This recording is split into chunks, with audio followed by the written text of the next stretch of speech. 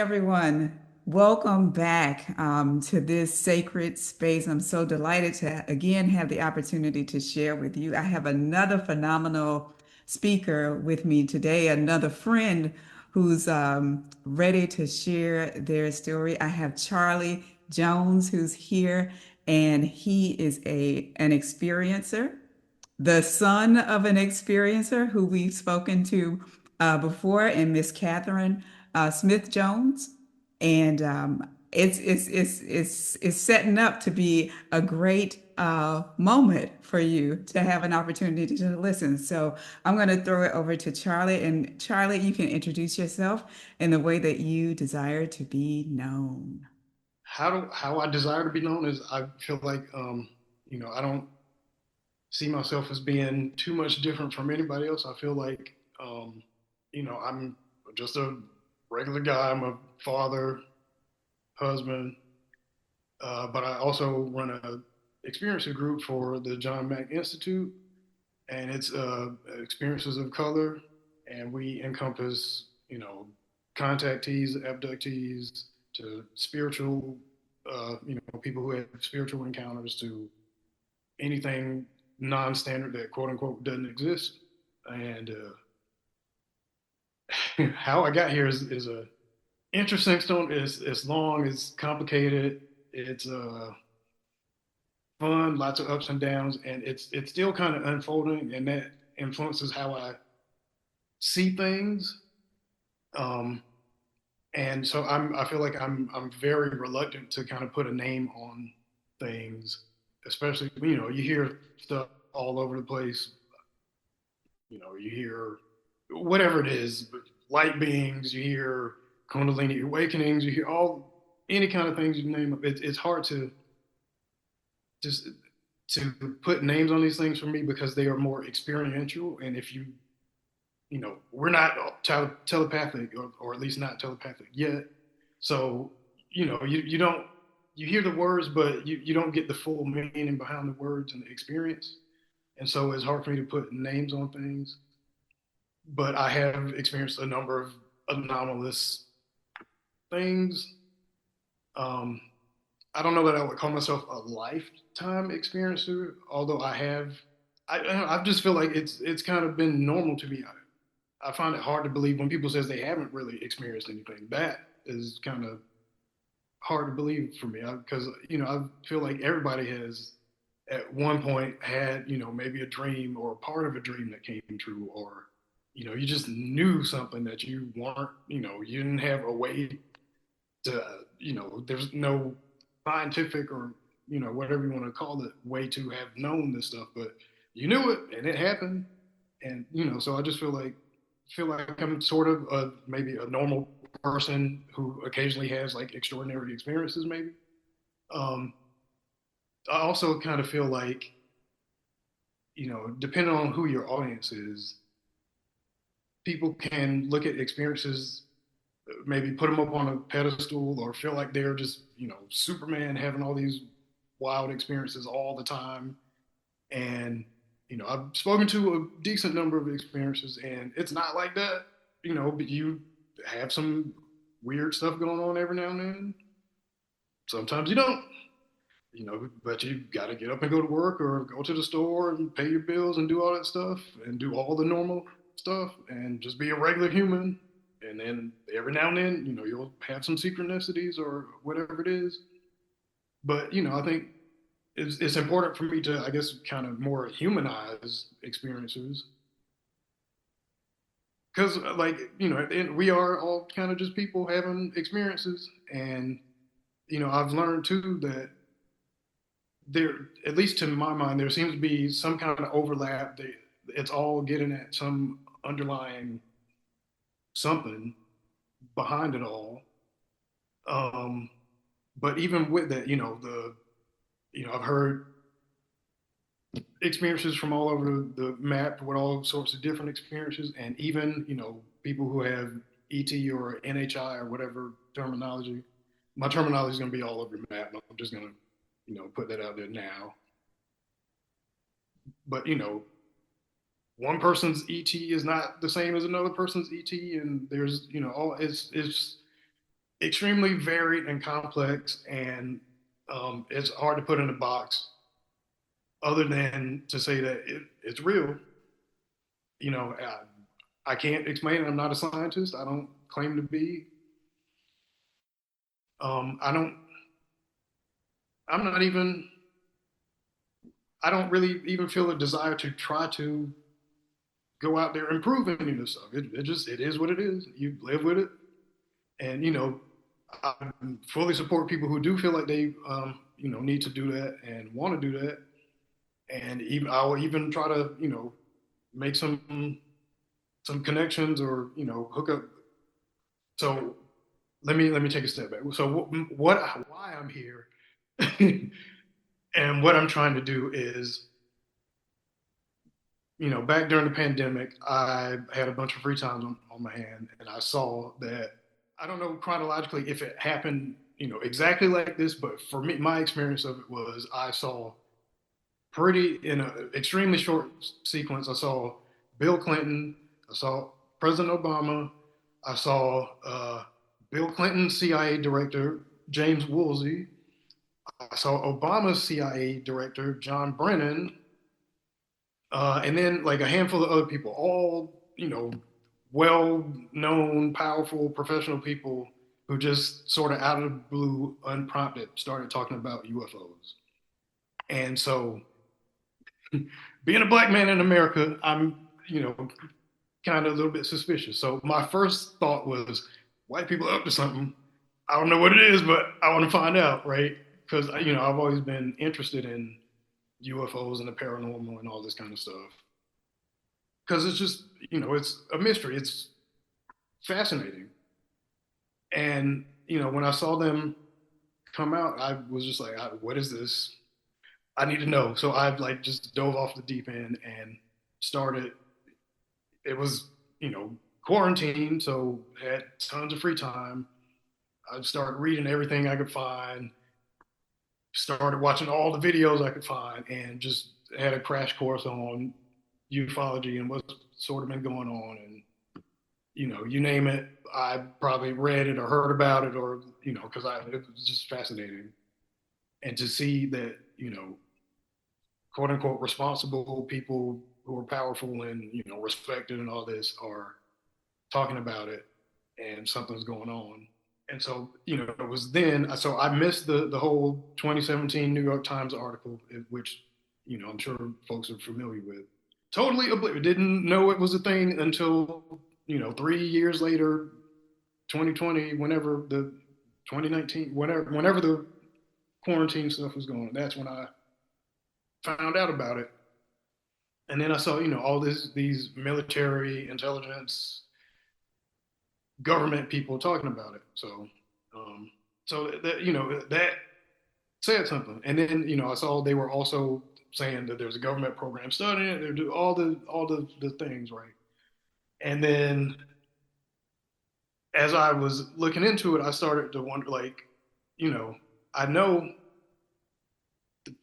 the government thing is it's a double edged sword because they're never, or they might tell you everything, but I'm not banking on that because every time you see all the hearings and all these things, people have non-disclosure agreements, they have security oaths and all this stuff. They can only tell you so much. They got strings attached, and I understand that. I respect that. But I'm like I said, I feel like I'm just a regular kind of normal dude. I want to know what was going on with the normal people, and people who could tell you what they saw and experienced and all this. So while I'm watching and researching and doing all this stuff, I'm like making notes. I'm making mental notes every time I hear about or see a black person who's you know involved or in the space, or contactees or saw UFOs, or that kind of thing. I was making notes of it just because you don't really hear our voices out there, and I kind of wondered why, and wanted to do something about it. I didn't realize that until much later. That's a whole story that's really involved. But so I saw they were doing stuff, kind of wondered where we were, and but just kept at it. And somewhere along the way, maybe I'm not sure exactly the timing because you know it was quarantine and time. It was a whole time warp, or so, time just seemed different when you're not doing your normal routine and stuff. But I would say within 3 to 6 months of me stumbling on this, seeing on the news or wherever it was that government people are doing this stuff, to diving in full on. My son and I had a UFO sighting, and it's like not really anything to all that impressive, but it was, you know, it was interesting to me because, like I said before, I've always been interested in stuff. I always kind of, believed in it, but it was just kind of like something that happens to other people, and yeah, I believe it can happen to you, but I never really even considered, like, never thought I would see a UFO or this would be happening to me. Um, so people probably want to hear about it, which I'm telling you, I feel like I'm a boring dude, and my sighting was kind of boring. It matched, so don't get your hopes up. But I'm playing with my son. It's like a Saturday morning, 7:30 maybe in the morning, 8 o'clock, and we're just running back and forth and play fighting and just having fun. And so he chased me down the hall into my room. The window was open, and like I get in there first, and I look out and I see this thing. It looks like a pinball. It's like a silver sphere, and it's just kind of sitting there in the sky. It's a clear blue sky. It's not moving. It's not doing anything, but it just looks kind of weird. And so he follows in shortly behind me, and we play fight or whatever. And then he leaves, and then I go chase him down the hall, and we play fight in there, and then we come back into the room, and so I get in there first, and it's still there, and I stop and I look at it, and then he comes in, and I ask him, I'm like, do you see this? And he's like, yeah, I see it, and I'm just like, I kind of think I think it's a UFO, right? The sort of the most obvious, but also kind of just silly thing to say. It just feels like inadequate, and but it is what it is. So I'm saying that, and he's seeing it, and I'm seeing it, but I don't. You're in this weird space where you believe it, but you don't really believe it. Like it's a UFO. It got to be something else. So I did the whole, tried to rule out everything. But I still like really didn't believe it, but it just felt weird and different. So I sort of believed it. And we're looking at it maybe 30, 40 seconds. So during this time, I got my phone is nearby. I got a decent, good high quality DSLR camera.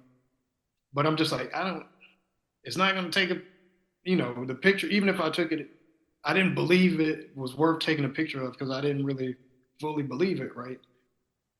And then I was like, well, pictures, it probably won't even come out anyway. And and then I was like, well, after because I'm deep in the UFO rabbit hole too, and I was like, well, people say if they don't want you to take a picture of it anyway, it's not happening, and it's just gonna look stupid even if I can take a picture of it. So I was like, yeah, I'm not gonna take a picture of it. I don't, whatever. And then we chase each other down the hall, and then we come back, and it's gone. And so then I start kicking myself, and then I start trying to rule other stuff out. The planes, drones, all that. Nothing made sense. The moon had like already set, or whatever. There was no stars, this kind of thing. And I told my wife about it, and we just kind of went on. So at some point, I have a dream where I'm kind of walking down the street and it's daytime. But then all of a sudden, I'm like, there are other people are like pointing at the sky and looking. And so I look up too, and the sky is just full of UFOs. And I was like, okay, this is wild. But people were freaking out, and I was just kind of like, yeah, they're real. They're here, and went on about my business. At some point within the week, woke up in the middle of the night, and it felt like my entire body is just vibrating and shaking, and like every cell, every atom is just shaking, and almost humming or buzzing. Like it's a weird feeling. I never felt it before. Then it stops. I shake myself out, and so then it happens like two more times, and each time it gets like decreases in intensity or whatever. I didn't know what to make of it, so I didn't really tell anybody about it. uh, until sometime later, I start watching more stuff because I'm still dead in the middle of do all the UFO stuff, right? So I think at some point I'd tell my mom about it, and you know because yeah, I tell my family and everybody are kind of like, okay, nobody ridicules me or makes a big deal about it. It's just kind of like a nonchalant, all right, cool, that happened kind of answer. I think my mom was probably a little bit more interested and excited about it, but like I don't know, I was still kind of wrestling with it and didn't know what to do with it. So at some point I'm watching YouTube videos or something, and I'm watching Grant Cameron, and at this point in time, his sort of career is he started off early doing like a bunch of find all the documents and trace the political leaders and who in the White House knows and this kind of thing. So he has all these declassified documents and all this stuff of who in power is saying UFOs are real and what are they doing about it, kind of thing. Later on, he switched to like the consciousness thing. He's doing into all this stuff that for me at the time was like way out there, or some of it was further out there than other. Like he was talking about people having portals and all this stuff, and I was like, I can't right now. But at some point, I saw something he said where he was like, chances are if people have experienced one kind of weird anomalous thing, they usually have experienced other stuff in the past, and so that it stuck with me, and it made me start thinking. And like I said, I all this some of this stuff felt normal to me and just sort of whatever. So I started thinking about growing up. I don't know, I had a bunch of like precognitive or dreams that came true, or whatever you want to call it, but it was never anything big or never anything important, or even like it would be the most mundane silly kind of stuff where like to the point that I don't even remember what they would be, but it would be something as just average every day as like I'll go to the store and I'll be like, well, pick something off the shelf, and they're like, oh dang, I dreamed about this the other day. Okay, and just go on, go on about my business. Or I've had, I guess ESP or whatever you want to call it, where I've had just had this feeling, that this knowing that something was at one point, it was like something was going on with my brother, and I was like, he's in danger or something, I don't know what's going on, but and it was just like a super, just extremely intense and like undeniable, like something is going on, and I don't know how or why I knew it was something was going on with my brother, but I just knew. And we went home or whatever, and something was going on, and I don't even think it was all that big of a deal, but it something was going on. But then there's the other side, right? And this is the kind of way off the into the high strangeness and the deep end.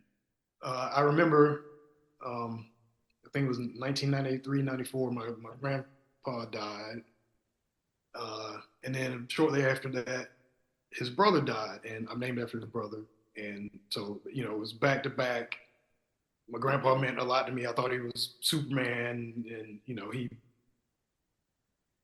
I can't even like when I was really really young, he got like lung cancer, and it was a big deal. Everybody thought he was going to die, and they told me I was like 7 or 8 or who knows. And as a young kid, I didn't really understand it, but I knew everybody was sad about it, and I thought he was going to die. So I, talked to him about it, and he told me he was like, "Man, I'm not going to die." And so I was like, "Okay." And sure enough, he ended up getting like his lung taken out, or he lived for whatever 10 more years or something. A long time. So when he actually died, it hit me kind of hard. I don't know 15 or something maybe at the time, and then his brother died, maybe 14. I don't know. I was young, and so sometime after this, after the funerals and all this, I'm just at home in the kitchen sitting alone by myself. I'm sad. I'm crying and whatever. But just from out of nowhere, I get this feels like this feeling kind of touches me in the chest, but from the inside, and it felt like warmth and light and just goodness, and it like it from wherever it touched me, it kind of like radiated out, and I just felt like everything was all right. I knew everything was all right. I knew my grandpa was fine. I knew my uncle was fine. They were gonna be all right, and I just wasn't sad after that. So that I never forgot, and at the time I didn't really know what to call it. I was like, well, maybe it was angels, and I kind of went with that. But I just knew it was good, right? So if it's a good thing, it's usually angels, or at least that's what people say. So so I remembered that, and I never really forgot it. But it's I don't really think about it all the time. But every now and then I did. But the other thing that I remembered that I had totally forgot, and I don't know how how I would have forgot this, but um, so shortly after my parents divorced, we moved to Atlanta, and we're in a new house, and my mom's a nurse. She's working weekend nights, and for the most part, we're kind of at home by herself, or we're there, and she's sleeping because the night shift, and we're up in the day or whatever. Um, so during this time, we would be just at home doing whatever, and there were there were always these, I don't know what to call them. I don't know if they were spirits or ghosts or angels again, but there were always these three beings. You could see them, but it was more like the outline of them. They were made out of this kind of like smoke consistency. It was like grayish, light gray, but they were shaped like people, and they would just kind of walk around the house. And this was 30. It's it's probably well over 30 years now, maybe closer to 35 or something. But at the time, it was this had happened when I was, how old am I now? I don't know. It was like 30 years ago, right? So to the best of my recollection, it was always three of them, and they would just be kind of hanging out. I don't know what they were doing. They they didn't seem to be um, doing anything. They didn't. As far as I remember, they never talked to me. They never said anything. They were just kind of watching and going around the house. Uh, and it's hard to say. I don't remember their feet. I don't remember if they were floating, or I don't remember whether like they were in different parts of the house, but I don't remember if they like walked or just floated. But they were like humanoid, people shaped, gray smoke people. So I called them the smoke people, and they were there a lot. And how the hell you can forget three smoke people walking around your house all the time? I don't know, but I totally forgot about it until I don't even know how I remembered it. But I remembered it, and then at some point I came around and got up the nerve to talk to my mom about it. And I told her, I was like, "Hey, do you remember? I don't know, I didn't ask her if she remembered. I was just like, back at the house when we first moved, there were all these smoke people just come and show up and do their thing, and I don't know how I forgot, but they were there. And she was like, "Yeah, you saw them too." And I'm, that was wild to me because I never didn't tell my brother and sister about it. We never talked about it, and till this day, I still haven't talked to them about it. I talked to my mom about it. I didn't talk to them about it. But 30 years later, she corroborates it. So I don't know what to do with that, except to say that it apparently it happened. I got verification, right? Even I don't feel like I need verification, but because it just is what it is, an experience, and you sit with it, and I don't know. But so this, all these things kind of led me to I guess try to find. I'm just fascinated with it, right?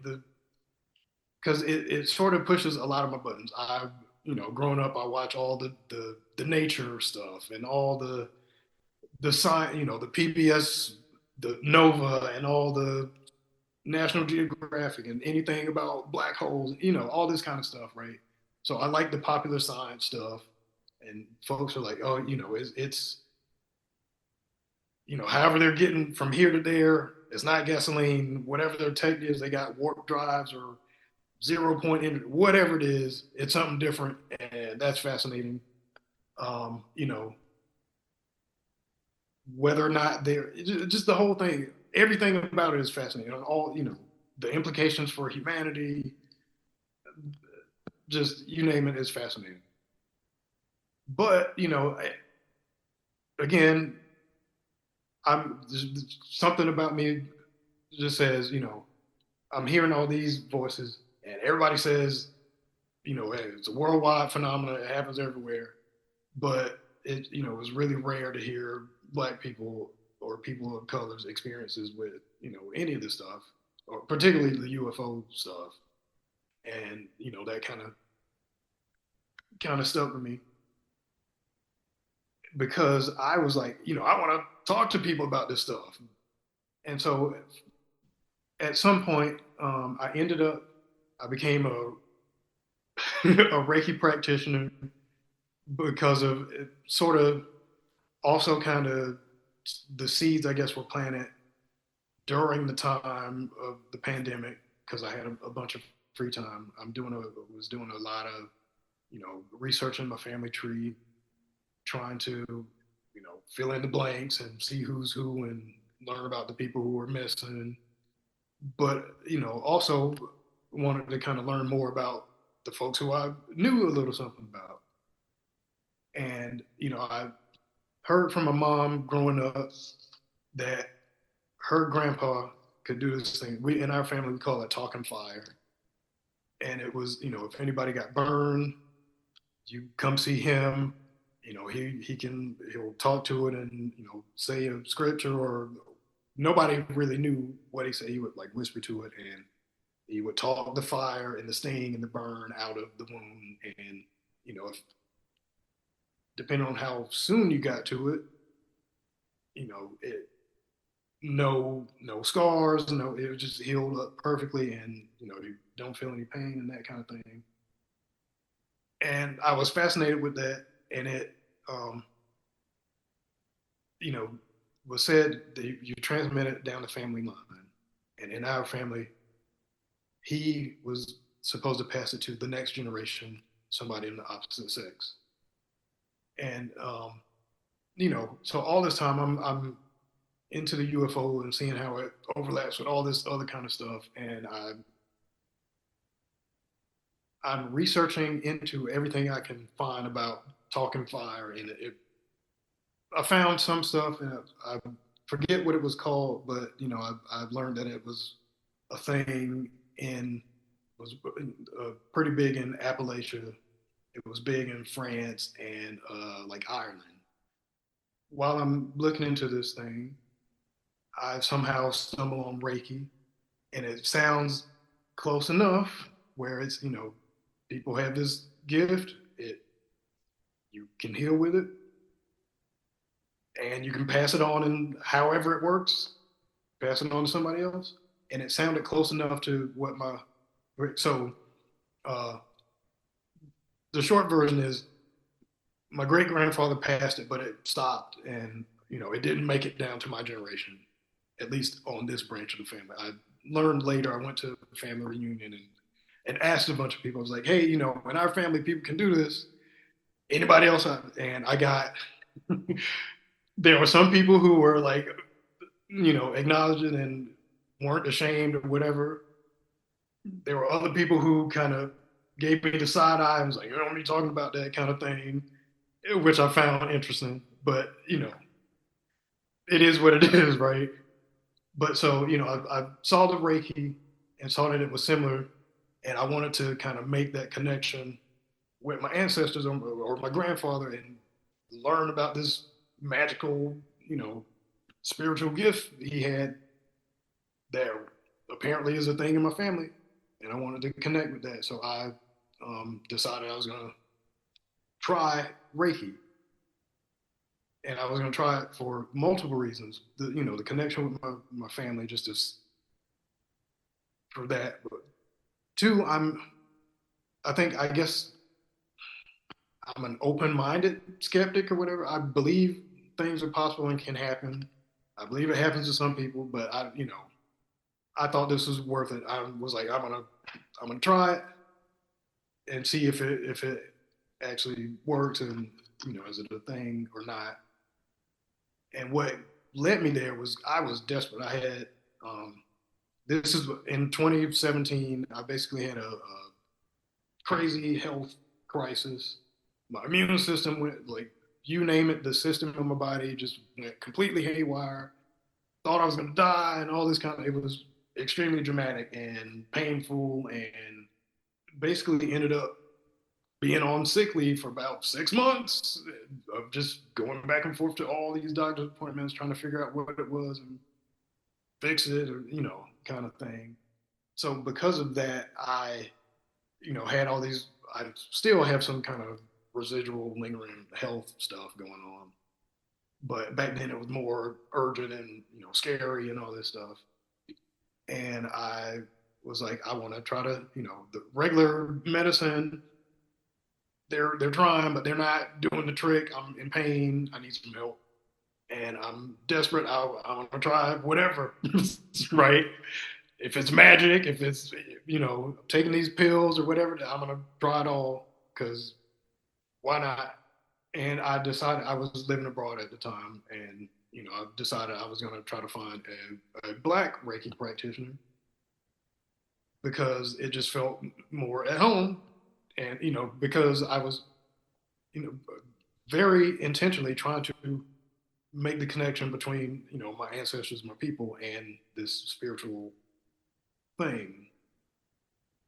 And so I go, I schedule this appointment. I move. I find a black practitioner, uh, and like the week before the thing, I'm praying my butt off because I'm always been kind of spiritual, but not religious. I've gone to church, but not all that often. I've dabbled in other traditions a little. I've read, but so I've been interested in the whole spiritual kind of thing, but um, I don't know, never really committed to one thing or another.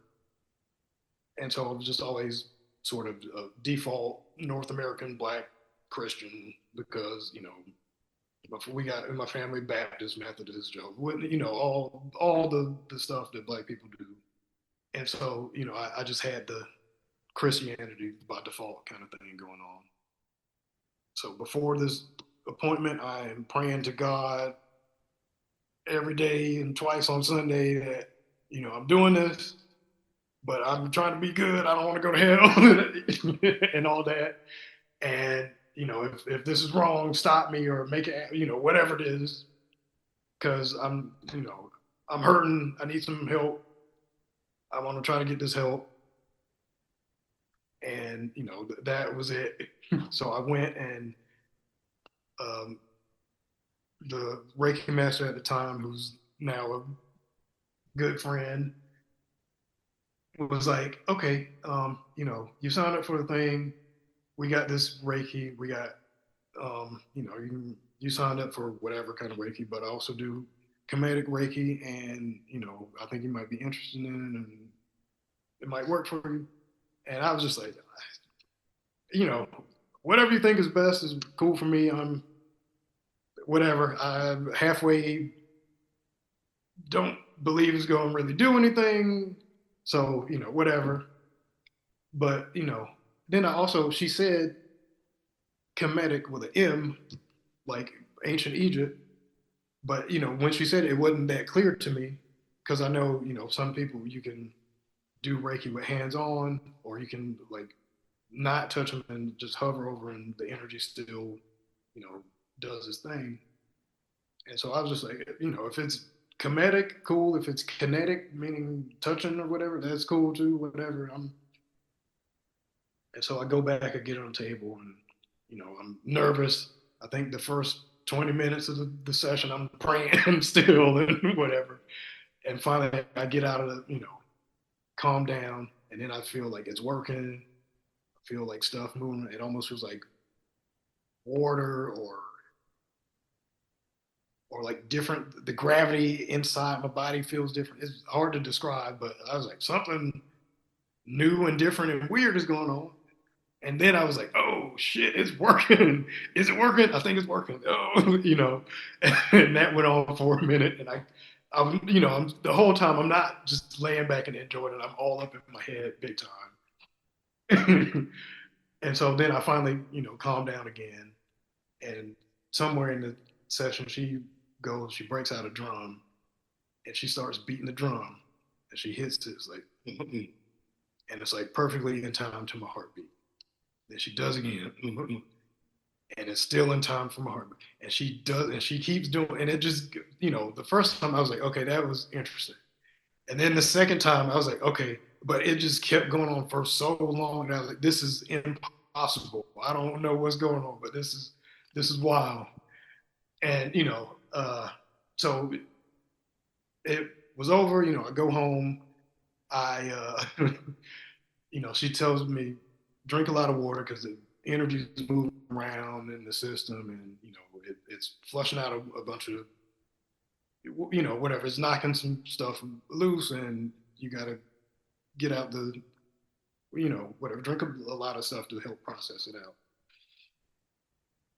And she's like, just take it easy.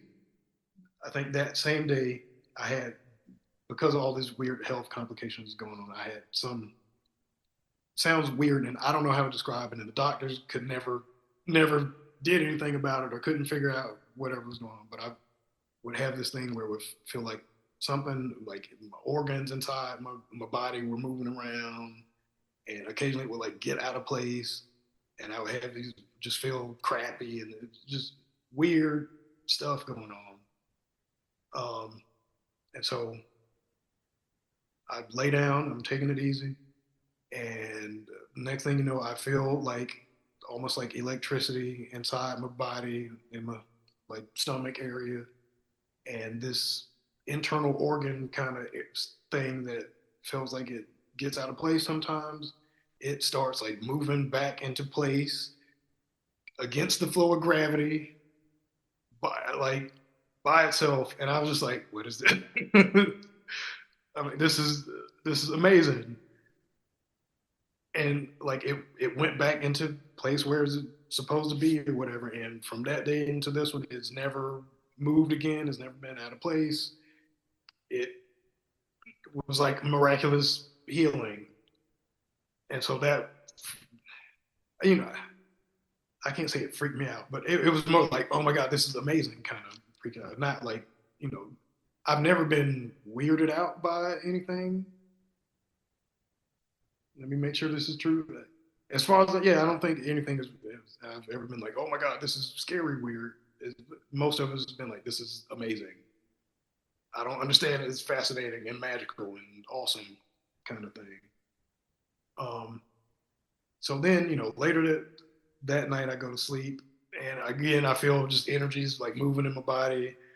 and it's still going. I'm like, this is crazy. I don't know what's going on. And then for 3 nights after the first session, I've still had all this stuff going on in my body and just feeling the energy and stuff. And I was like, okay, this is wild. It works. Is true. And if this is close enough to what my great grandpa was doing, I got to learn how to do this. So I got attuned to Reiki, and that started a whole, so many synchronicities and all kind of just anomalous stuff. Short version is within, uh, we'll say the first month or so after being attuned, the energy is going on. So I can feel Reiki from other people. Um, if you're not familiar with Reiki, it's basically universal life force energy is how some people call it, and it time and space and means nothing to it. It can go wherever it wants to go, however it wants to go. You can send it into the past, into the future. You can send it around the world. And so after I got attuned, I was like, all right, well, I can feel it. I could feel the energy even more profoundly, right? And for me, I feel it in my body. I guess I'm clear sentient more than anything else.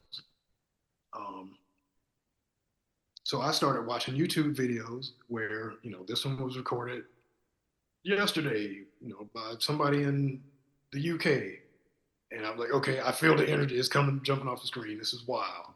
Then I like start looking. I look for a different Reiki practitioner or whatever, and this one was recorded 6 years ago, and they're in Australia or whatever it was. And I was like, every time I was like, I still feel it. This is insane. I definitely like this is crazy. And like I never would have. I never. I guess I sort of believed it could happen, but like never thought I would be able to do it or that I could feel it and stuff. And now I can. So I'm just testing all sorts of stuff. And like I so at some point I stumble on like some sacred geometry stuff. I feel energy and just leaping off the sacred geometry images and stuff like um singing bowls. It's hard to describe, but I feel it or it just resonating like deeply in my body and doing something new and different and magical that I've never felt before. Um, then at some point I stumbled on like crystals and I could feel crystals. Um, and like all these things happened. They were like extremely pronounced at first, and then they all kind of either completely went away or like toned way down. And so I'm still trying to figure out what that's about. But just I had a bunch of stuff. I had all these vivid dreams. I received messages from something or someone. I don't know where if it was God or my higher self or guardian. I don't know what kind of name to put on it. But I got these messages, and it was things that nobody could have known or except me, and they were all kind of statements, and I just had to figure out what to do with it, whether to act on it or not act on it, or whatever. And so I think I can kind of give an example where it's just like just say somebody told you, all right, it's raining today, and you can decide to stay at home, you can go outside, you can put on a raincoat, you can get an umbrella, whatever you do, but the choice is yours. So with the voices, the voices came to me in my sleep. So with the voices, they were I sort of had a knowing, just the way it was framed, that it was like a free will kind of thing. It was respectful of my free will, and here's the information. You're free to do whatever you want to do with it. And so then I started having all these synchronicities and stuff. I had this one dream, which late it sort of came up in a conversation with some people recently, and it was I'm like standing in my backyard, and this big bird just comes swooping in, and he like talons out or whatever, and it's more like he didn't scratch me. It's more like he kind of pushed me in my back, and so he pushed me out of the dream into like waking reality. I like pushed and like almost, I'm not gonna say almost fell out of the bed, but it literally pushed me out of the dream and affected me in waking physical reality. And so so late because of all this stuff, now I see synchronicities a lot.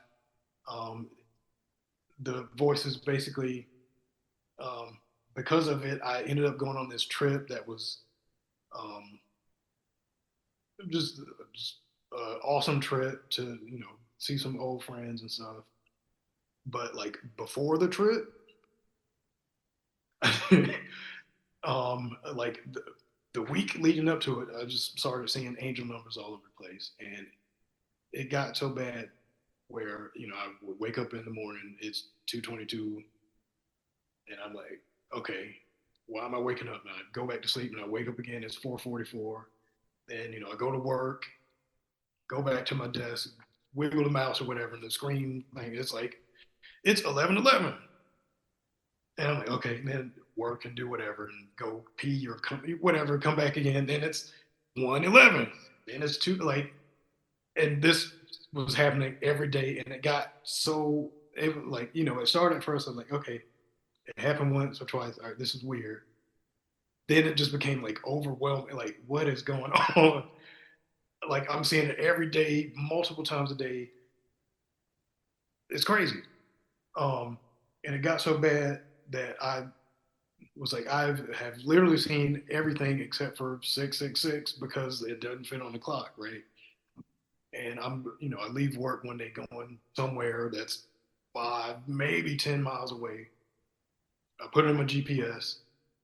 I think I woke up that day or something and I saw all these numbers again and was like, dang, this is crazy. And I think I say out loud, like, I literally have seen everything but 666. And I just, go about my day or whatever. And then, you know, leave work, plug wherever the hell I'm going into my GPS, and it comes back and it's 66.6 miles away. And I was, you gotta be, no, for real, just be for real. And then, it adjusted or whatever, the malfunction went away, but it was clear that, like, this stuff is happening. And not only is it happening, but it's like somebody, something, they're here, they're around, they're seeing, they're listening and responding in some cases, right? And so it's just been one thing after another. Like, it's been wild. And so all these synchronicities were into overdrive leading up to this trip. After the trip is over with, I'm getting on the red eye to come back home. The Uber drops me off at the airport. The door of the that I walk into in the airport is door 222. There's some others. Just they were just all over the place, going into the trip, during the trip, leaving the trip, and so then I get the ticket, check in. I go. It's a red eye flight. I'm tired. I go sit down. I close my eyes. I can't sleep. So I open my eyes. I'm shaking, moving around or shifting or whatever. And I see now across from me, there's this young black lady in an army uniform. And, it's more like across the room. It's not like directly across from me. So it's kind of far away. But I see her name tag says, like, it's like U.S. Army. And then it's like alien. And I'm looking at it like, her name tag says alien. I don't believe this shit. Like, what? And so I'm like taking off my glasses and rubbing my eye. I look at it again. I, close my eyes. It says alien. And, I don't really believe it, but I sort of do because, at this point, my life is just synchronicities and signs and all sorts of magical stuff all over the place. And I know this is a real person. It's not like she's an alien, right? I know it's more like this is a sign of something I need to be paying attention to. And so, we finally get up to board the thing. She stands up or whatever, and I keep looking, and I'm trying not to be like a creep or whatever because I'm old and she's 18, 19, 20 or whatever, like young, fresh out of boot camp or whatever. And my old ass, I don't need to be staring at young women, that kind of thing. I don't want to look weird. And so I didn't try to, look at her too much. I didn't take a picture of it or none of this stuff. But I text my mom and my friend. I was like, "You won't believe this, but I think the lady sitting across from me thinks says alien, right?" um, but so we get on the plane, and I see boarding or whatever. She stands up or something, and like her shirt unfurls or whatever it is, and I can see like her whole name. And I won't say what it is, but it's not alien. But alien was definitely in the name, and at some point, looking at all this UFO stuff, uh, it just kept going. I took my mom to a fan party, a UFO like fan party thing, because we're both into it, and nobody else, we can bond over it, and we did it, and had fun, right? But while I was there, um, good friend now, Tom Whitmore came, and I had seen him around, and he used to be on the board of MUFON and stuff, and he's just like very serious and very. He just has like this gravitas about him, and it's just um, I don't know. I just like his vibe and what he brings when he comes on like a UFO podcast because now I'm fully into immersed in the woo because I'm living it all the time or whatever. But when I first started, I was not all that far into it was too a bit much for me. And so Tom is like really grounded. He is I think self-professed nuts and bolts kind of dude. He's not super into the woo, but he just has good vibe. The way he carries himself, he doesn't poo poo on people's experiences and all this kind of stuff. And so he asked me like, and it was like a genuine, sincere question, like where are all the black people at? All the UFO conferences, MUFON, and this and that. There's almost never black people, or if there are, they're few and far between, kind of thing. And we had a good conversation about it. And then I went somewhere else, and somebody else mentioned it, and it just kept popping up. And at some point, it clicked, and I was like, "Oh, I guess it's me. I'm supposed to do something about it because apparently nobody else is doing it." So that led me to trying to do something with black people and UFOs. And for me, I think like I said before, I'm interested in all of the aspects of it, the science, the whatever propulsion, the all that kind of stuff. I like it, but um, I'm more interested in, and this is particularly true after I started having all my experiences. I'm more interested in the spirituality side of it and the consciousness thing, and because it's hard to describe how and why because it's kind of been incrementally along the way, but uh, I, it made me a better person and want to be more like just more moral and upright. And if you want to frame it as a better Christian, maybe that. If you like, I'm still not sure what to put because even for me, like I see how UFOs and God could be weird to some people, and even for me, it's coming to God and spirituality through UFOs is kind of interesting. But they say the Lord works in mysterious ways, so Here I am. But so my whole thing of addressing where the black people is, I wanted to address it from the spiritual angle, and I reached out to a bunch of folks. I guess I'll name them because they're out there now, and have been for a while. I reached out to Dr. Stephen Finley, who's a religious studies and African American studies professor at LSU. I reached out to Reverend Michael J.S. Carter, who's obviously a reverend, but he's also an experiencer.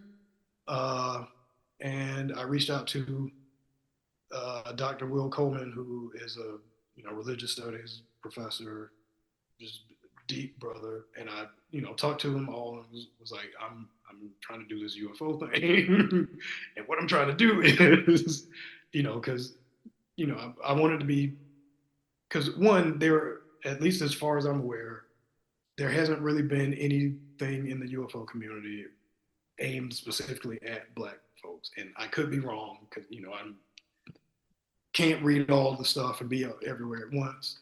And I'm really not on social media and all that kind of stuff. So I'm well aware I'm missing lots of stuff, I'm sure. But, you know, if there was something aimed at black people or even, centering them or featuring them, I definitely wasn't aware of it. So I was like, I got to do something. And it needs to be for us. We got to frame it in terms of the spirituality thing because it's important for black people, whether or not, you care about UFOs, you don't care at all, or, you curious. My whole take on the thing is, you know, at the end of the day, I feel like something big is coming. A lot of experiences kind of feel that way, and some of them feel it, like feel it. And for me, it's more of a intellectual. Why are all these presidents and all these folks talking about UFOs? Why are they introducing it in Congress now and holding hearings and all this kind of thing? But I know that for me, logically, they wouldn't be doing it unless there's a good reason. And to me, the reason is something big is about to happen with UFOs and aliens, right? I could totally be wrong, but I don't think I am. So I said, well, if it's coming, people need to be ready for it. And to get ready for it, you need to know about it, and you need to do more than know about it. You need to kind of be able to contextualize it and grapple with it. Because if you're not in these spaces and thinking about this kind of stuff, it's a steep learning curve, and to some people it can be shocking. And you know, you've heard your whole life it's not real, or it's only crazy people, or all that kind of stuff. So for some people, it's going to be a heavy lift to get them to grapple with it. And at either way you slice it, whether you believe, you don't believe, or you're somewhere in the middle, if something happens, we're all in it together. We're going to have to, believer, non-believer, in the middle. Aliens land on the White House lawn.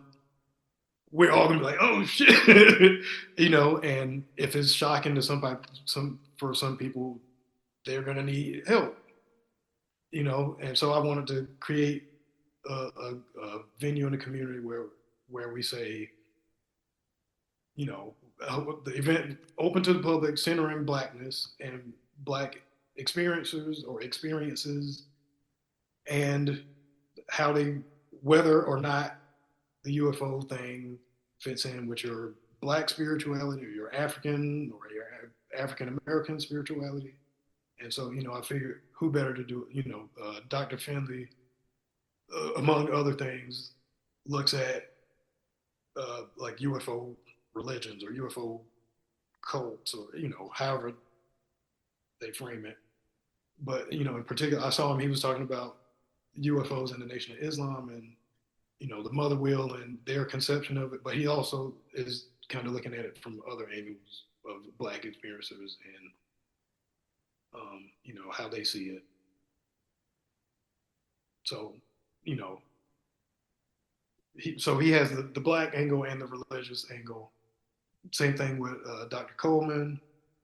He's, I think he did his dissertation on like the West African Yoruba tradition. I think he's initiated into is it Babalawo, or at least is a I'm going to mess it up, but I think he's at least initiated uh, at a kind of basic level into some of the Yoruba into the Yoruba tradition of Ifa, and and Reverend Carter is a minister. Went to seminary, is a smart brother, but he's also a contactee and has had experiences with Greys and the Mantids and all this kind of stuff. And so I figured, who better to talk about whether or not it's real or how it fits into spirituality and Black spirituality in particular than these three folks. And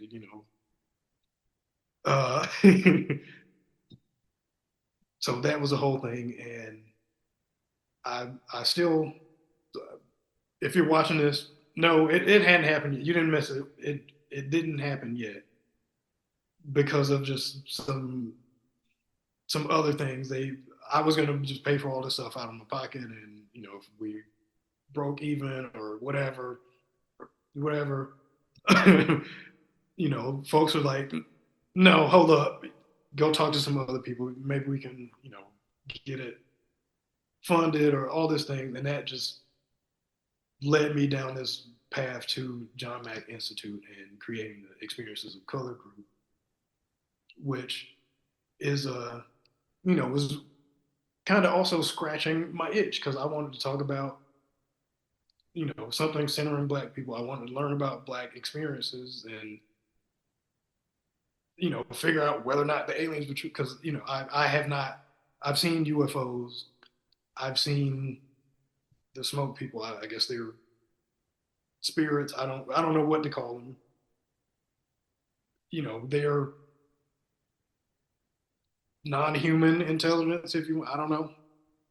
So, but they're not aliens. So, as far as I know, I haven't had any alien experiences. I've seen UFOs and that kind of thing. But so,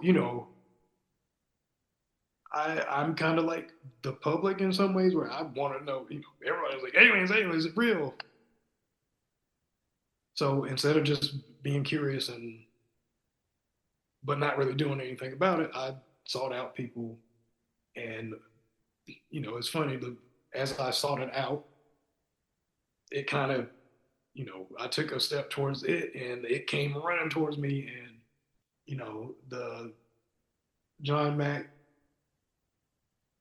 the whole experience has been wonderful. I met a bunch of cool people, um, incredible experiences who are just wonderful people, and these are my folks now, and like it's just been amazing. This has been good, kind of piecing all together all the different aspects of your story. I love that you touched on all these different things because it gives me different avenues to go down, right? One thing you mentioned is well, let's start where you left off, which is the experiences of people of color. Now, my experience or my sphere has not seemed so different, right? The experiences have felt kind of common between racial groups, right? I haven't experienced that much of a difference. That's just me from my perspective. But what differences have you seen between those of people of color versus others?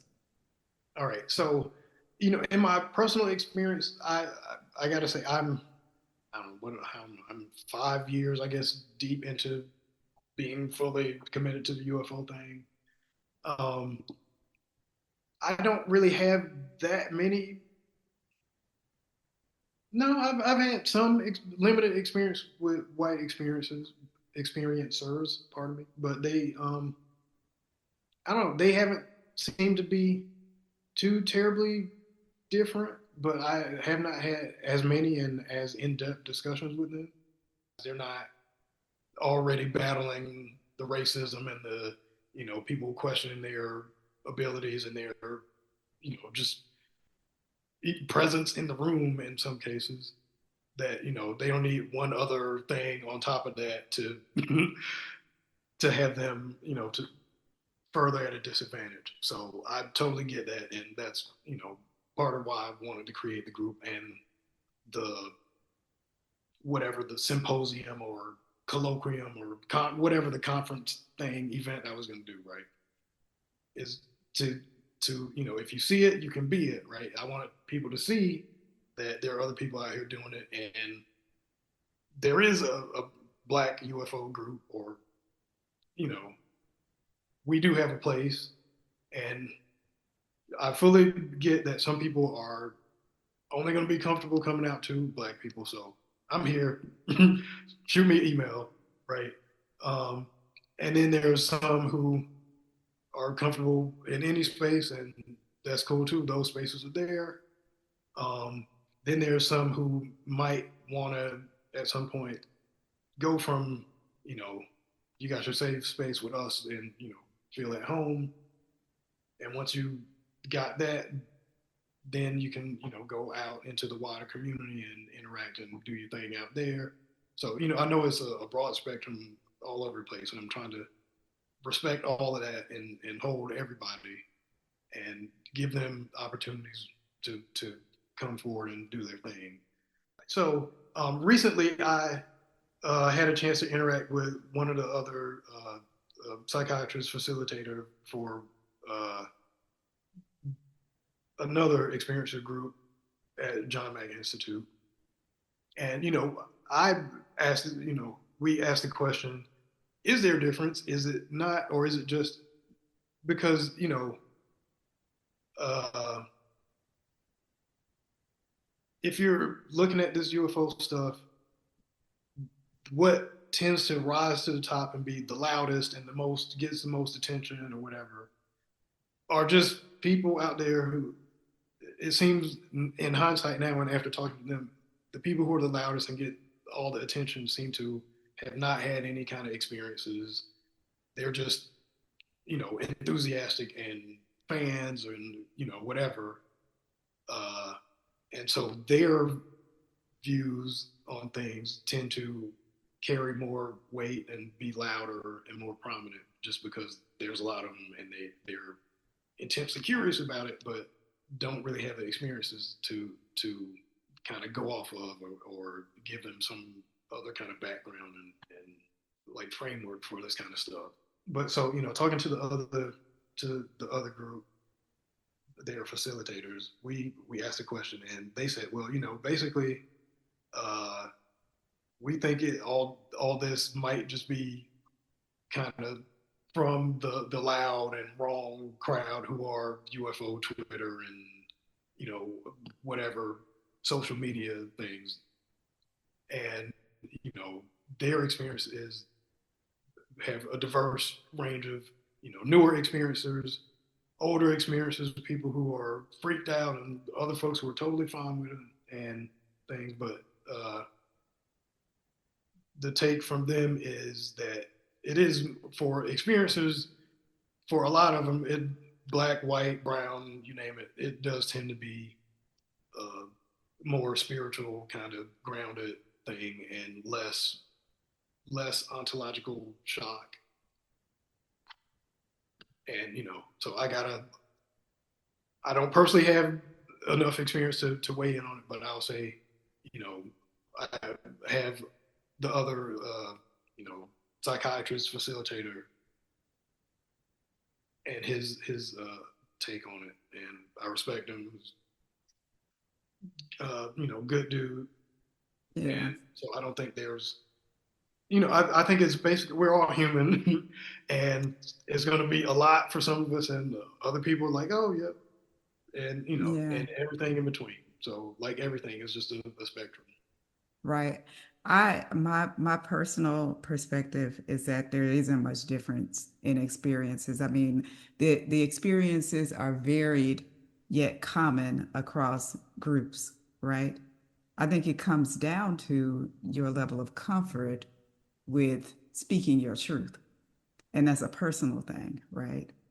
Um, if you aren't comfortable speaking your truth and you always want to direct your focus in the external, then on some level you make yourself a victim of things, right? But really there are no victims, and I think we have to come to terms with that on a personal level and do the inner work such that we are able to speak our truth no matter what room we find ourselves in.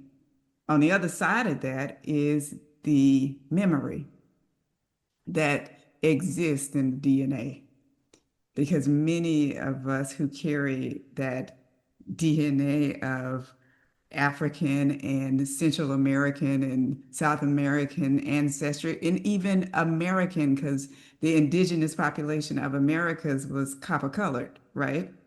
And so many of us who carry that DNA have to work through that memory of being ostracized, ridiculed, and had the religion beat into them and the indigenous spirituality beat out. And so there's the necessity to overcome that, the necessity to face that with courage and humbleness and just simple willingness to know that you have the ability to move beyond that or to rise above that, because I think only from that place can you exist in the world authentically. Like I don't think many people have gotten to the place, regardless of race, right? I don't think many people have gotten to the point where they can exist in the world and honor the truth of who they are, because many people don't know, haven't done the work to discover who it is and what it is that they truly are. I think it's one of those things that goes well beyond race. But I get it, the necessity to, or rather, I will say the desire to be within the company of those who are familiar. Yeah, Yeah. who that those who are familiar. So that creates a safe space, and that's one of the things that I'm here. That's one of the things that's my charge, because really you on some level it creates a sense of comfort and confidence to see someone who looks like you, who carries the same or similar experiences as you, a similar history as you, doing the thing that you never thought possible, right? Because when I first started going down this road, I didn't see many brown skinned girls doing what doing what I was looking to do. But when I did, it was like literally two. And I was like, oh, well, there are people out here doing what I am moving toward doing, because it was developing in me all along. But I had this hesitancy of, stepping out there, because I'm like, I don't even know that I should be doing this, right?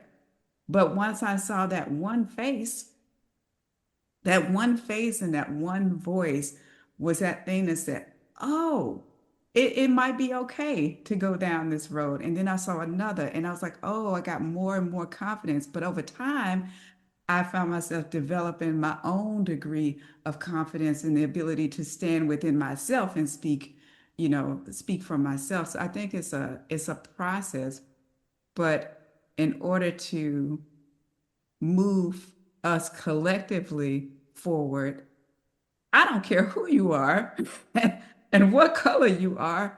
I think it begins on a personal level, and only from that level of personal work can we move us collectively forward in that space. Yeah, Yeah, I agree too. And, part of it is learning and growing and recognizing who you are and then stretching, right? So I'm I'm not a public kind of person. I'm not a yeah, front of the camera and whatever. I'm more of a behind the scenes and whatever. But so this is new for me. I'm stretching. I'm kind of facing some fears and whatever. But how else are you gonna grow other than facing your fears? Yeah. And like, yeah, in the beginning, I was scared to talk about a lot of this stuff, and at some point, it was like it's happening. It's me. It's why try to deny it, and especially you know, it certainly helps knowing that there are other people out there having similar experiences, and you know, you can lead by example and show other people, the handful of people who know me or whatever, who see this video and don't know that I've been going through all this stuff will now know, and Mm, that it's baby steps. They'll mm. be curious maybe, or maybe they won't, but you know so maybe they'll learn, and maybe me being here will open the doors and show somebody else that it's all right to talk about this stuff. It is what it is, and It is what it is. It is what it is. Yeah, you talked about the Reiki. I thought that was funny because at some point I thought that was the thing. Like I thought that was the template. That's part of the sauce. Like you step into this spirituality space and Reiki is that thing you do to learn how to manipulate and work with energy and further open yourself up. So I remember signing up for a Reiki class and I took that class for one day. And when they started to talk about the symbols and, all these things, all of it felt so familiar. And it was like some part of me remembered having done that. I had never seen, well, in this life, hadn't seen those Reiki symbols before, but some aspect of me connected with that. And it's like I heard, well, you don't need this class. And I said, okay, I already know Reiki. You already know Reiki. And so I remember telling my husband that on some level, I already knew Reiki. And so I had to practice on him. And he let me practice on him. And I said, well, what do I do? And I could hear because at the time I was perceiving my guidance outside of me. So I was perceiving that as the voice is speaking to me, right? And I said, well, what do I do with my hands? And they said, just give us your hands, right? So he lay down and I literally just surrendered my hands, like my hands went limp over him. And all of a sudden my hands started to move and move energy and do all these things. And I remember I ended up removing all of this, what felt like sludge from over his heart, right? I'm moving all this sludge from over his heart. And I was like, oh, I already do know Reiki. So I didn't go down the Reiki route. And this, like, although all that stuff did open up for me, like I'm moving energy, I have this involuntary movement and all this stuff where I can feel the field, right? Like with my hands. But I went down the road of building motorcycles. Like I started building motorcycles and I had never done that anything mechanical like with metals like that before, but I like I was being guided to like what to do and how to do it. And so I realized after I got to the fifth, I did five of them. And I got to the fifth one, and I was like, now I realized what we were doing because it was the same concepts I would have gotten in Reiki like brought to my conscious mind, but I did that in a more hands-on way because that's what I would ultimately end up doing as part of my work, right? So I every bike I built, I the first part was the electrics, like ripping all the body stuff off the frame and taking out the electrics and assessing the wiring. And I would ultimately end up replacing the wiring, but they were helping me connect the dots with energetic flow, how Mhm. things flow, and how you need to accommodate higher capacity amperage, to get the energy where you need to get it to and all of these things. So they were working with me through these motorcycles, which is really cool, but helping me understand how to flow energy, how to direct energy, how to reconnect these lines. Like these, I have a friend, she calls them the axial tonal lines in the body connected with the ley lines of the earth. It's all the same stuff at scale, right? At different degrees of scale. But it was all the same thing. Working with each motorcycle, it was the same thing, working with the energetic flow and the different components and all of these things. I never would have thought we'd be talking about motorcycles. Right, right. So, back to the Reiki thing. I think, Yeah. I don't do or speak light language or whatever, but for me, it's really similar, Mm. and I think this is how, again, try stuff and see what happens. Right? That's kind of how we met, because Mm-hmm. I don't even know how I found you, but I've been interested in the light language thing, and I was like, it's interesting. I don't know, what's up with it or whatever. And so I reached out, and like I told you before, that with the Reiki and all this stuff, after I could feel it or whatever, I started trying all the different things, right? And then randomly, I would be surprised and new stuff would happen, like feeling plant energy or whatever it is. Um, but I hadn't had any experience with light language, and the stuff that I saw online was like, I don't know, this. You came to the meeting and you gave us a transmission live, and oh my god, it was amazing. Like the energy was just nice and juicy, and like, and so I was like, okay, I'm sold now. I know I don't totally get it, or but and that's kind of how I am with a lot of stuff. Like at least try it and see, because a lot of stuff I didn't, never would have thought, 5, 6 years ago that I'd be talking about any of this stuff and believing it and knowing and having felt it and experienced it myself. Like, so with that, I think I've learned to you just sort of just be open, I guess. Be curious and try. Like, don't just, oh my God, this ain't no, this is fake or these people are lying or whatever. Just try it and see. That's the thing. Yeah. It's fun, and if it does, whatever, if it's fake, all right, whatever. You learn something, or whatever it is. But I don't think it's something to be ashamed of or run away from. Everybody has their limits, and like there's some stuff like you wouldn't see me trying to call in demons or something like no, I ain't doing that, right? But other stuff that's more benevolent or neutral or whatever. So you try it and see. Yeah. Yeah, Um, that's what life is. Life is experience, right? Life is yeah, experience. that's what you're here for, to Right. learn and try stuff. Mm. Because who I think I was having a conversation with somebody. I don't remember who it was, but we kind of landed on the spirit world is real and it's very powerful and stuff.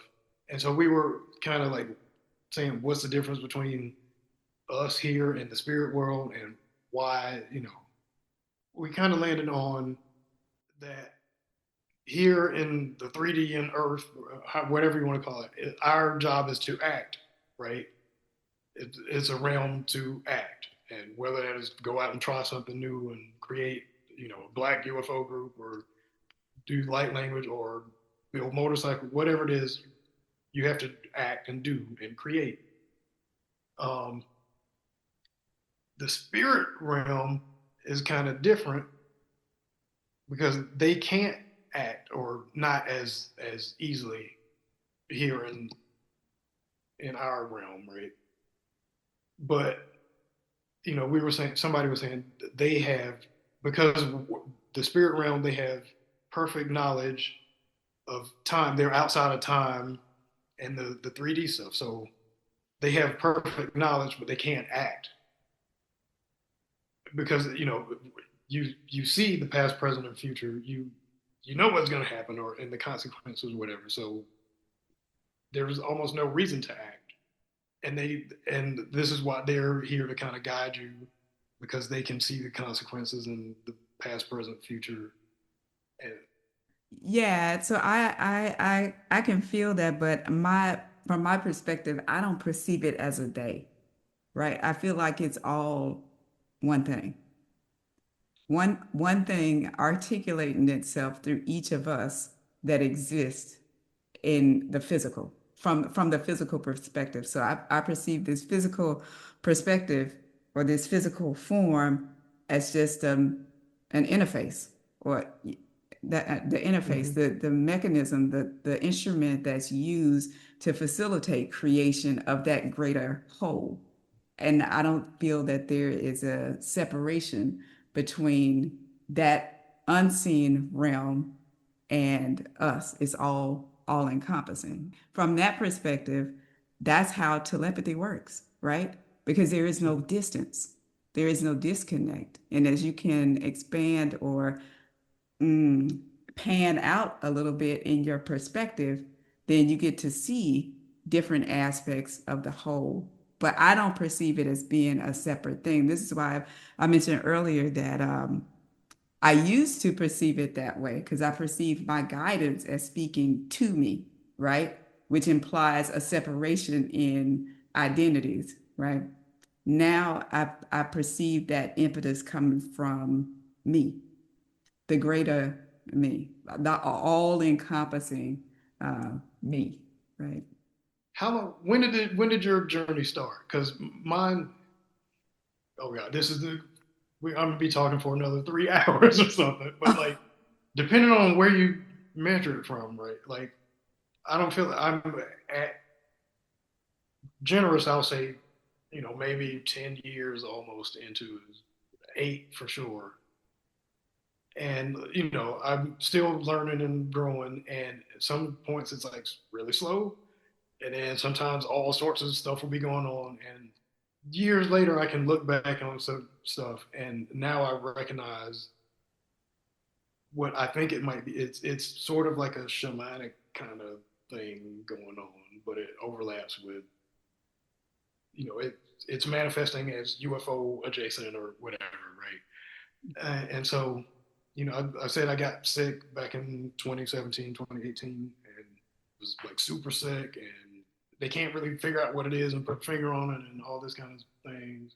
With the sickness thing, though, I like at one point I feeling indescribable physical stuff. Like I felt organs that I never knew were there before, and stuff hurting that shouldn't be hurting, or Mm. kind of thing. But in the middle of it, at one point, I felt this like just overwhelming feeling of just love. So I think maybe my journey started back then. And in hindsight, people have mentioned it in passing that, but like I kind of read up a teeny bit and I'm like, okay, maybe the shamanic, people get a shamanic sickness and it's like unexplicable or whatever, and then they process it and it like, at least in my spirit, if that's really what it is, then maybe. I feel like along the way, the spirit world or whoever it or they or what, I don't even know what to call it, or Mm. but I feel like it's been kind of teaching me the rules of the universe through like all these experiences. And so I've learned like there's energy in everything, and it moves. You can transmit it. Time and space don't matter, Mm. and just so many things. And I see like a lot of some of it is mentioned and like it's parallel or it shows up in religion, or at least in certain ways in certain religions. And one of the really good conversations I had was Dr. Coleman was kind of asking me how I saw it and how did the UFO thing manifest and all this kind of stuff. And we were talking about it, and he mentioned, he was like, well, this happened, and that happened. Well, in in African religion and African American religions, particularly if you're like holiness or Pentecostal and kind of thing, it has a lot of the Africanness. So people are light language. People are talking in tongues.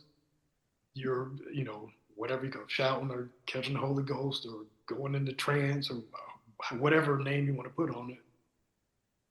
That's happening, with a lot of this UFO and adjacent kind of stuff. So, I think it's always been around in some form or other. So I can see how you say it's all one, it's all kind of related. And on this path, I'm still walking it and trying to figure out what's going on and want to bring other people along with me. And, you know, so to me, there's definitely a place for it, for us in it, if we want to be in it, and for everybody, because it's not just there. It's not just black people whose religious traditions have this kind of stuff in it. Everybody does. You mentioned like Pretty cool. shamanic sickness and that kind of thing. I don't perceive that as a thing. I perceive imbalance, like when you get down to talking about illness and whatnot, from my perspective, it's all connected back to balance. So if you are able to restore balance, then balance is health, right? Balance is health, or harmony within the system is health. So everything is manageable from that perspective. We'll say it that way. For me, the shamanic sickness thing kind of resonates because you get sick and you get called by the spirit world, and like the sickness is supposed to be the test to figure out if you can handle what's coming in the future, and it's supposed Mm. to be like people get called because either there's like a crisis going on because an old shaman has died and need to be replaced, or it's like in their bloodline. And you know, not saying that I'm a shaman because I think that there's one, I'm not connected to any kind of shamanic anything and wouldn't want to be claiming that without actually going through some kind of initiation or more than what the spirits are doing to me or whoever it is, right? Uh, but I see a lot of parallels in it, and it's like I don't know, it's an interesting take, and for me, I don't know. I guess I'm passing tests or whatever because I'm Yeah, learning more and more. yeah. I'll say I haven't had a teacher like a teacher that I have studied under who would say, this is my student, right? I haven't, that hasn't been my experience. The people that I would refer to as teachers, like they've shown up when I was ready for them, but I wouldn't call them teachers. They would be more like friends who are literally just lighting the way, showing the way. But Yeah, beyond that, my guidance has been my instructor, right? Stepping me back into those things. And what I do, the way that I operate, the things that I do in my house are very much shamanic. But I haven't had that initiation either. But I feel like it comes by virtue of your life experience. Every experience is an initiation into a greater awareness of you, right?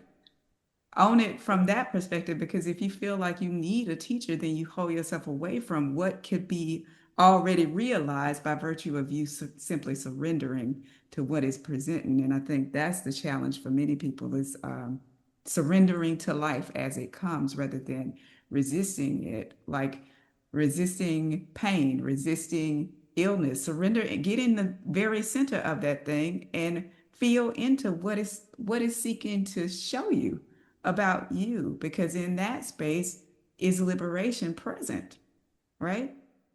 it's Yeah. interesting you say that because I think for me it showed me being in the center of the pain. Right when I first got sick, I felt the also felt the just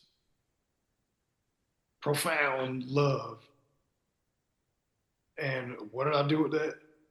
Almost immediately, unconsciously, even I was just like, "Oh, this is amazing! Everybody needs to feel this thing. Hmm. Like everybody at some point needs to know this and understand it." And I think that sort of idea is kind of what drove me for. It was more of a learning that I guess I'm maybe this is my role or whatever. I'm trying to build that bridge for other people.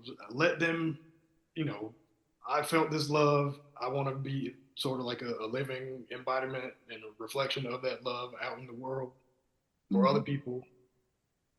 So that if if they don't get it through these crazy experiences or sickness, shamanic sickness, or otherwise, like I'm gonna, I'm moving in the world in ways to try to get everybody more heart centered and feeling the love and just the empathy and like is you'll be amazed how much stuff opens up if you're you know just met some folks and I was like all right I had a weird interaction with them or something and I was like that something was off and I was just like you know what just whatever it is what it is come back next time come with some love and some come from the heart space and the people's demeanor and the way they interact with you and stuff night and day difference. So I have a question for you about your story, about your Yep. childhood, rather. When you said you would see the people um, when your mom wouldn't be present, because she talked to me about you know, setting the stage for you guys to be watched while she was away, right? She would kind of cue up the watchers and say, "Now you keep an eye out," and she would go to work, and you kind of confirm that there was somebody there actually watching you. I think that's fascinating. Yeah. And I'm still like, who is it? What? Where are they at now? Come back and say hey or something like. Because for like a lot of the stuff, I don't have a name or whatever to put. So I'm like, is it the ancestor spirits? Is it whatever angels or something else? Or like, I Yeah, want to know. Come holler at me, y'all. you know. yeah. Interesting. That's funny. That's funny though. Yeah, I felt like my mom had some kind of setup like that because every time I would do something that wasn't on above board, she would magically call, So it would always be so well timed. And I'm like, who is watching? Is the neighbor calling, folks? Is the neighbor calling my mom? I don't even know, but yeah, Okay, yeah, so that's this is interesting. interesting, right? It's they say a mother's intuition kind of thing, right? Yeah. Um, how do you feel about it? Do you feel like women are more in tune and everything, or because I'm gonna harp on the UFO, the public whatever common perception, whatever, but what you see publicly and popularly portrayed is mostly women. I mean, mostly men all over the place or whatever, but behind the scenes and whatever, and the experiences, there's a lot of women out there having all these experiences and having all these gifts and stuff, and almost like it's more women. I'm not like taking surveys and stuff, but it feels like to me like it's heavily, there's lots of women involved, and I want to know your thoughts on that. And do you think there's something to be said about women are more in tune? I think by nature, the feminine is more intuitive. That's the nature of the feminine energy itself. I feel like women have not historically, because of patriarchy being dominated, in a masculine society, haven't been given the space to give voice to what is true for themselves, haven't had the platforms upon which to speak and be taken seriously. So a lot of women haven't been so outspoken in the mainstream or in traditional spaces. From my perspective, my experience has been it's in my sphere, it's dominated by women. Like there are very few men who have stepped up and stepped into that place of heart-centered being. Many men are very much still driven by that masculine machismo type of personality or persona where they haven't made the choice to get into the heart, right? And then see this thing is back and forth. It's like a paradox because if you haven't had if that masculine energy hasn't been exposed to truly divine feminine energy, well, it won't reveal itself because that pure divine feminine energy is what summons the masculine energy, is what brings the masculine energy to the table. So it's not one-sided, right? It's a give and take. It's a balance, it's a harmony thing that happens for one to fuel another. At this point in our society, I think the feminine has to do the work in order to step to the table and begin to speak out and to begin to live the truth of themselves outwardly, because I feel like that's what's going to shift um, our society in the direction that that's what's going to make it easier. I feel like ascension evolution is happening. It is. It's not a caveat on that, right? I mean, ascension is, evolution is. The galaxy is spinning through time and space. It's not stagnant in one space, spinning in a circle like this. It's moving, right? And as it moves, it expands, and we expand with it. And the challenge is, are you willing to go? Are you going willingly, or are you resisting, right? And I think that's what makes it hard for so many people. Because when you talked about earlier, the shift, like something big is coming, I'm like, well, yeah, something big is always coming because this thing never stops spinning. It's Mm. always moving, right? Evolution is always happening. But balance is, right? As you surrender to it, as you surrender to your truth. The issue is that we get in the way of us, right? Because the body is a miraculous creation. It knows how to heal itself when you get out of the way, right? When you stop trying to do the things that you think you need to do, because the human mind is so crafty. It thinks it needs to control all of the things, right? But breathing happens not by your will. It's you are being breathed all the time, right? The heart is pumping all the time to its rhythm, right? You don't control that. If you did, you'd mess it up, right? like let go, surrender, and all the things. Like some things may fall away, right? All the falseness, everything that's not you is going to fall away once you surrender, once you let go, right? And then you become part of the flow, the ever spinning spiral of creation that always is, and you allow yourself to expand and grow and evolve with the thing um, rather than working against the thing. Yeah, that's true. Because I can't tell you how many times, like recently, I've see angel numbers a lot, right? Yeah. And usually, you follow the angel number, something good happens. It's always like positive, right? And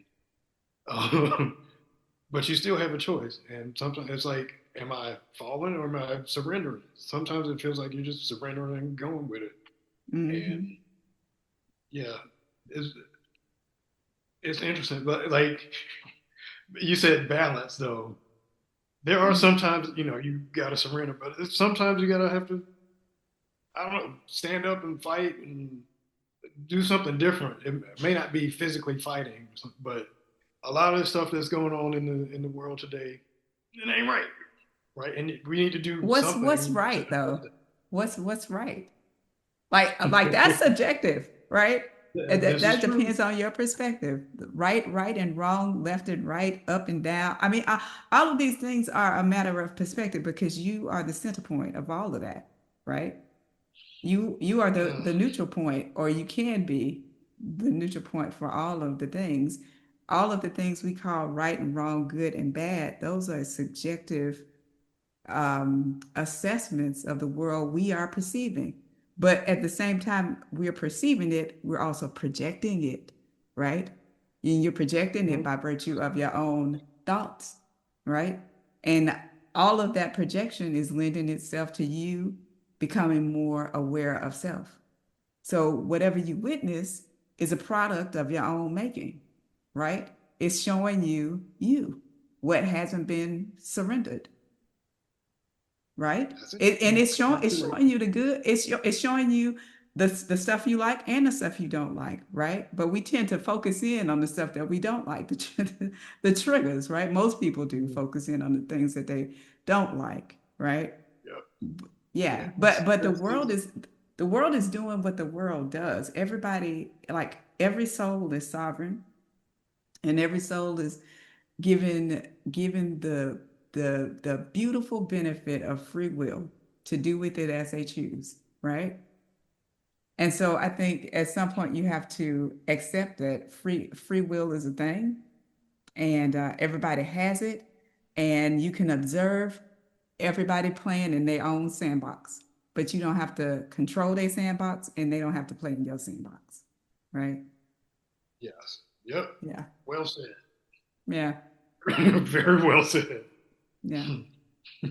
So you get to choose, right? You get to choose if that's a point of angst for you, because I observe a lot of things, but they aren't a part of my immediate work. I see it, but okay, I'm not playing with that energy. That's not something I want to engage with. So yeah, Dope. I'm gonna keep my focus over here on these things. Yeah, Dope.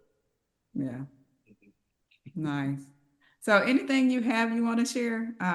Like anything you got coming up, anything you offering or Um, no, it's all still kind of in process and in progress, but I do feel like we've been going back and forth about doing something more public and getting more Black experiences out there you know to see and be seen and welcome in other people. So that's a work in progress. But no, I've run the group. The group is small, but we're kind of growing little at a time. mm, And for right now, I'm kind of focused on that and welcoming new people in, and mm, kind of still strategizing for what to do more long term. But yeah, definitely trying to have a home for I've probably said Black folks a lot, but it is experiences of color. We accept everybody, but mm, I just feel like I can't. I'll just say I am more able to speak for Black folks of being Black, and hmm, but I'm here for everybody. So yeah, if you're interested, you want to holler, reach out. I'll throw you my email address to put in the notes or whatever, or I can yeah, read it's ECC at johnemacinstitute.org. Um, yeah, that's nice, about it. I'll be around. yeah, We'll see what nice, happens. beautiful, beautiful, and it's a great group of people, and I like it because it's very diverse, so you get to hear a lot of diverse perspectives, like a lot of diverse perspectives. So nice, very good. So thank you for joining me, Charley. Thank you for sharing all of your story. Um, it's been wonderful to sit and listen to. Oh, I got more, but I know you do. Nice. Thank you. Hear us. Our presence carries with it the emanation of divine light, the omnipotent, omniscient omnipresence, which, of the very nature of its being, sustains all life as life itself. Of this, know, our presence is not without cause, our presence not without purpose, for our being wills to light the way of highest realization for the whole. Our light is our being. As divine presence, we are here as the eternal light and life which colors our world. Open on all levels, across all planes, through all dimensions.